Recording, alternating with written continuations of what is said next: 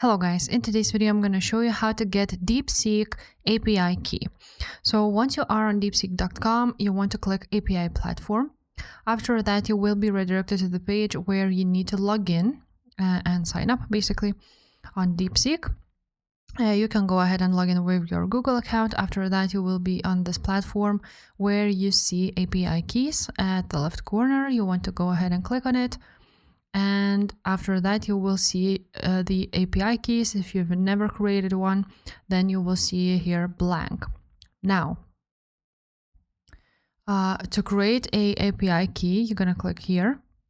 Then you're going to write down the name of it. Then you're going to click API key create, and your API key will no longer be accessible for you. So you want to go ahead and copy it and put it somewhere safe to use it basically, because you will never ever will be able to open it again and basically copy it. So just make sure to copy it, put it somewhere safe, and that's it.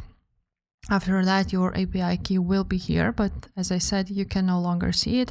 If you will lose access to it, you will need to create a new API key. So that's pretty much it, guys. That's how you get API key on DeepSeek. If this video was helpful, make sure to subscribe, and we'll see you next time.